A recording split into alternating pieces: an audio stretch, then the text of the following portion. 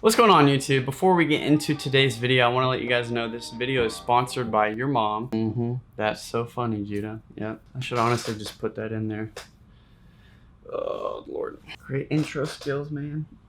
So it's about dang time since I've made a video, but here we are and I'm making a video, so let's go. Let's get it. We're here. We're doing it right now. The long-awaited settings video for Call of Duty Warzone. Yeet. Before we start this video, I want to let you guys know that I play a lot differently than other players do. I play Claw, which is this right here. I hold my controller like this. What is that? And so what that allows me to do is to be able to jump and to, you know, aim at the same time.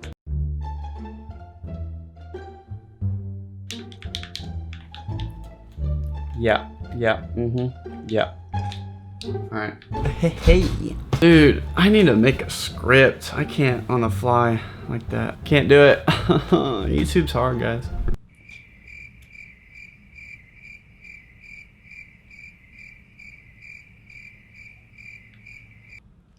So as you can see, so before we get into this though, I want to let you guys, my intro skills are crap. And you can just see the carpal tunnel taking place in my fingers. It's great, love it. And as you can see, I'm allowed to what? It's freaking hard to make YouTube videos, guys. Starting off with the button layout, I play tactical flip. It allows me to slide and aim at the same time, and it also allows me to shoot quicker with having the bumpers as my shooting. So now moving on down to dead zone. You can read the description of dead zone up here. I'm not gonna even try to explain it. But anyways, I have this at a 0.10. I believe that this is my most comfortable spot. I've tried all of it, so I like 0.10 the best. It gives me a really fluid motion with my aim. Now moving on to sensitivity. Sensitivity is a big deal. I recommend anything between a 4 and 4 and an 8. Yeah, 4 and an 8. 4 is not too slow, so you can really control your aim. 8 is not too fast, where you can have really fast movements, you know, looking left and right, killing multiple people, even though sometimes you might have some shake in your aim. So that's why I played a 6 right in the middle. So all of this is just my opinion. This is how I play. Some people don't realize how big of a deal your sensitivity is. So I recommend starting out at a 4.4 and working your way up to see what you can handle. I don't mess with any of these settings right here. I just leave those alone. It just feels comfortable to me where it's at. Aim response curve type, I recommend leaving this at standard because it's pretty much how all games on controller are. They're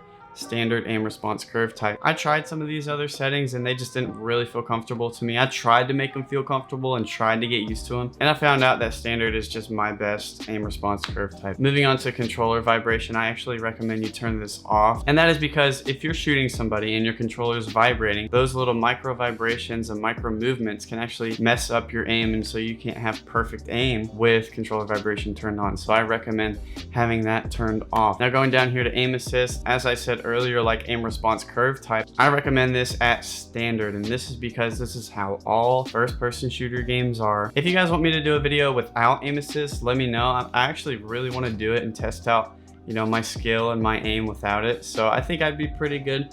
But just let me know if you want me to make a video on it in the future. We can pretty much skip all this stuff until we get to here, the use reload behavior. I recommend this at contextual tap for Warzone especially. This makes it to where you have to tap to pick up loot instead of to hold. So I recommend this because it allows you to loot a lot faster. Now I leave the rest the same. I don't really mess with automatic sprint or anything. I think it messes me up personally and like mentally. I can't do it. I do it on Fortnite, but not Call of Duty. I just can't get used to it. I've tried and Now moving on to general, just follow for brightness, just follow the barely visible, not visible, easily visible. Follow it. It works, trust me, it's the best setting. Now down to film grain, you need to have this turned all the way down because if you do have this turned up, it's gonna distort your image a whole lot. So I recommend turning this all the way down. As you can see here on the right, it shows you what it looks like when you do have film grain turned up. So I recommend turning it all the way down. We can skip all these. Now let's go to world motion blur and weapon motion blur. You need to have these turned off because as you can see here, if you have it turned on, the whole game just gets blurry. So I recommend, obviously, turning these off, disable them. So anyways, moving down to the mini map shape, I have this at square because as you can see over here, you just have a bigger field of view when it comes to your mini map if you have it square rather than rounded. Now the rest I just keep the same. Now moving on to audio. I have my audio at a boost high, and the reason is because you can hear footsteps a lot better when you have it at boost high. However, I do turn down my overall master volume because the game is freaking loud. Like when you load in and get into that plane, like that's the loudest freaking thing on this planet, like next to a whale.